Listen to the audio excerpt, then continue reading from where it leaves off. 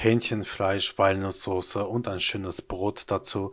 Was gibt es Besseres als dieses georgische Tzatziki, die als kalte Hauptspeise serviert wird und ursprünglich eigentlich nicht mit Hähnchen, sondern mit Pute zubereitet wurde. Das gesalzene Hähnchenfleisch bzw. Putenfleisch brate ich leicht farbig an, und zwar in dem Topf, wo ich zuvor auch die Zwiebeln in Butter angeschwitzt habe.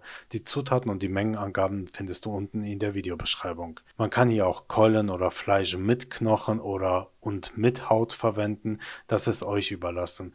Ich verwende Hähnchen bzw. Putenbrust und gebe nach dem leichten Anbraten nur so viel Wasser rein. Man kann natürlich auch ein Geflügelfond verwenden, bis das Fleisch leicht bedeckt ist. Damit die Brühe später lecker wird, gebe ich ein bisschen Suppengrün mit rein, nicht zu viel bitte, und natürlich ein bisschen Salz. Inzwischen habe ich hier die Knoblauchzehe, die georgischen Walnüsse und meine in Butter angeschwitzten Zwiebeln vorbereitet, damit alles gleich durch den Fleischwolf gegeben werden kann. Wenn du mehr meiner georgischen Familienrezepte sehen willst oder Videos aus der Kochausbildung, dann solltest du unbedingt meinen Kanal abonnieren. Nicht vergessen, zwischendurch die Fett- und Trübstoffe zu entfernen, und ich koche das Süppchen ungefähr 40-60 Minuten, leicht köcheln bitte, bis das Fleisch schön zart wird. Zu der Walnuss-Knoblauch-Zwiebelmischung kommen jetzt noch die georgischen Gewürze rein. Utsrosuneli, Koriander, Ruiteli Ruaveli, das schreibe ich euch alles unten in die Videobeschreibung rein. Es gibt Familien, die noch ein bisschen Essig reinmachen,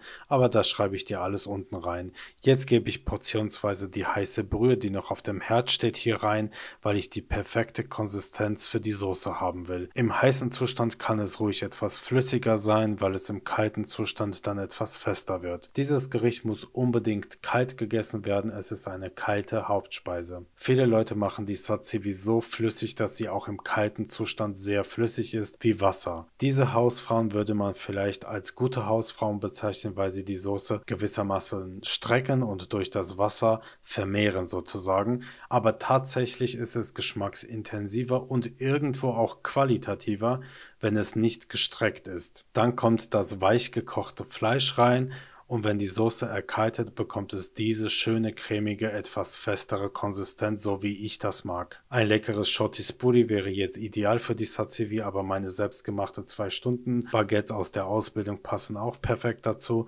Und zum Verfeinern kann man oben drüber mit Walnussöl arbeiten. Manche machen auch gerne Granatapfelkerne dazu, damit es nicht so langweilig aussieht. Und Granatapfelkerne sind auch noch, ja, sagen wir mal, typisch georgisch. In diesem Sinne, abonniere meinen Kanal.